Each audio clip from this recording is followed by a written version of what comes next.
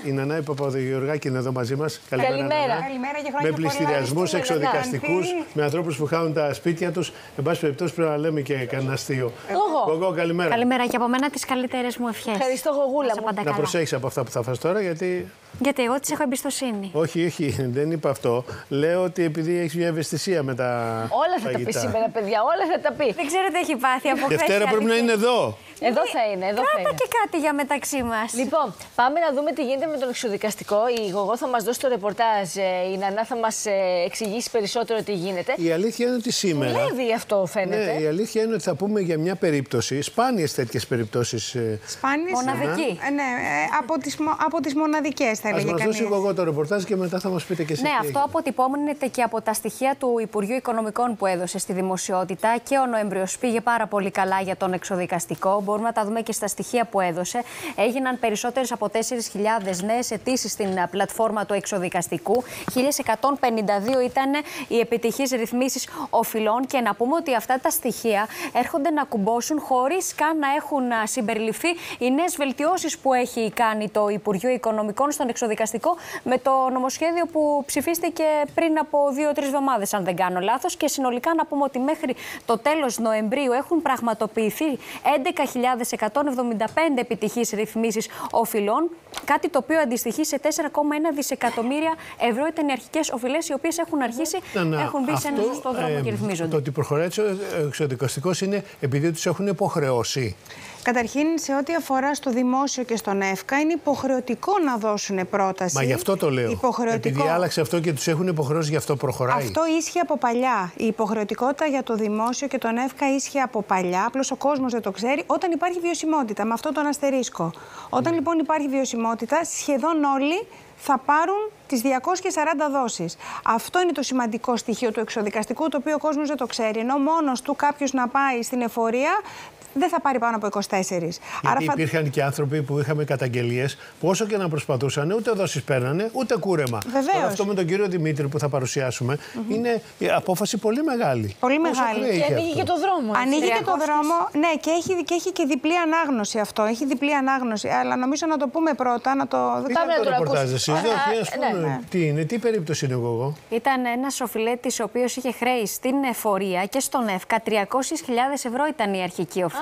Και κατάφερε κούρεμα 274.000, παρακαλώ πολύ. Δηλαδή θα πρέπει να πληρώσει 26.000 ευρώ συν τους τόκους. Βέβαια θα πάει στις 37.000 ευρώ.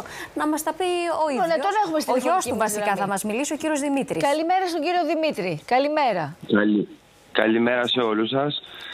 Κύριε Δημήτρη, εύχομαι με υγεία. Και με υγεία κι εσείς. Τώρα, εσάς είναι καλύτερες ημέρες που έγινε αυτή η ρύθμιση. Αυτά τα 300.000 είναι και τα πρόστιμα μέσα ή ήταν μόνο οφειλές? Όχι, είναι όλα μαζί και τα πρόστιμα. Άρα τα πρόστιμα πόσο ήταν από τις 300.000? Τα πρόστιμα σκέτα μόνα τους δεν μπορώ να σας τα βγάλω, γιατί μου τα έχουν βγάλει μέσα από την ΑΔΕ και από το ΕΦΚΑ, γιατί είναι δύο διαφορετικά. Έχουν βγει σαν σύνολο. Μάλιστα. Άρα τώρα εσείς πώς καταφέρατε από ένα τόσο... Είναι πρόστιμα, είναι τέλη κυκλοφορίας, είναι διάφορα. Από τόσο μεγάλη οφειλή, πώς καταφέρατε να έχετε ένα τέτοιο κούρεμα? Τώρα χρωστάτε δηλαδή πολύ λίγα χρήματα, 27.000. Καταρχήν να σας πω ότι δεν σας ακούω πάρα πολύ καλά, κάνει διακοπές για κάποιο λόγο. Την ακούσατε την ερώτηση? Ξανακάντε μου την ερώτηση. Λέω, πώς καταφέρατε από ένα τόσο μεγάλο ποσό να σας κουρέψουν 274.000 και να χρωστάτε μόνο 27.000 τώρα?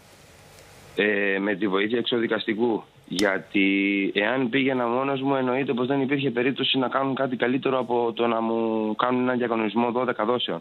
Κάτι που ήταν αδύνατον να γίνει. Για μας τουλάχιστον, για τον πατέρα μου. Τι δόσεις πετύχατε τώρα? Τώρα βγήκε, είναι στα 100 ευρώ το μήνα για το δημόσιο και 77 ευρώ για τον ΕΦΚΑ. Για τα πρώτα 5 έτη και για τα υπόλοιπα είναι 170 ευρώ το μήνα και 134. Τα οποία αυτά είναι σε θέση να τα πληρώνει ο πατέρας μου, απλά και αυτά με πολύ μεγάλη δυσκολία. Παρ' όλα αυτά Δεν μπορούμε να τα αφήσουμε σίγουρα.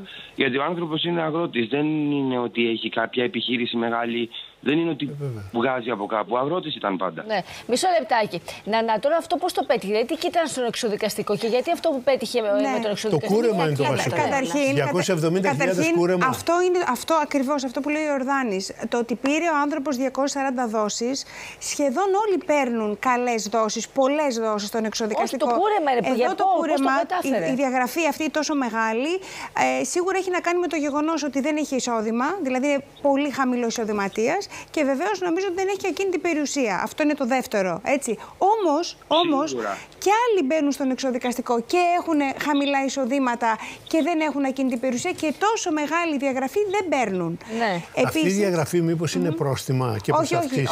Όχι, δεν είναι πρόστιμα και προσαυξήσεις. Αλλά πώς κατάφερε ένας άνθρωπος? Εγώ θα το ρωτήσω και διαφορετικά. Ναι, είναι πολλά χρόνια απλήρωτα. Άρα δεν πλήρωνε αυτός ο άνθρωπος. Δεν μπορούσε να πληρώσει λόγω του ότι είχε πέσει δουλειά, οι αγροτικές εργασίες δεν πήγαιναν καλά και δεν είναι μόνο πρόστιμα. Είναι τέλη κυκλοφορίας, είναι φόρο εισοδήματος, είναι ΦΠΑ. Τίποτα. Δεν μπορούσε να πληρώσει τίποτα. Πώς να τα πάρω? Κύριε Δημήτρη, ο πατέρας σας δηλαδή για 10-15 χρόνια δεν πλήρωνε τίποτα? Δεν μπορούσε να πληρώσει. Δεν μπορούσε, γιατί όταν χρωστούσε ένα ποσό στην ΑΔΕ και ένα ποσό π.χ. στο ΕΦΚΑ, μετά το ΕΦΚΑ το ποσό που δεν πλήρωνε το πήγαινε και ΑΟ. Είναι κάτι καινούριο. Στο κέντρο. Λοιπόν, το ΚΑΟ όμως, όταν πήγαινε το ΕΦΚΑ εκεί πέρα, στο ΚΑΟ, άρχισε να αυξάνεται, δηλαδή έμπαιναν τόκοι.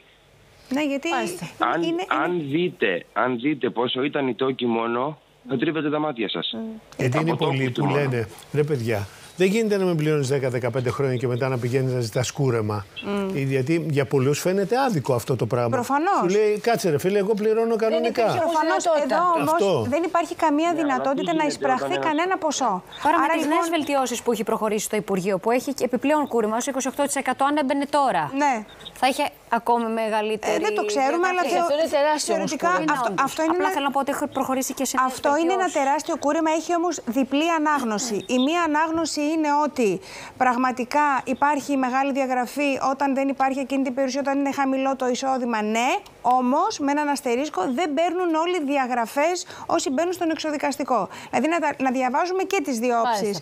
Να ευχαριστήσουμε τον κύριο Δημήτρη, με τον κρατάμε. Ευχαριστούμε κύριε Δημήτρη. Ευχαριστούμε. Να είστε καλά. Είναι κάτι τελευταίο να σας πω. Ναι. Μετά από μεγάλη έρευνα που έχω κάνει εγώ προσωπικά και από γνωστούς και από άγνωστους, τέτοιο κούρεμα, παιδιά, δεν θυμάμαι ποτέ να έχει ξαναγίνει.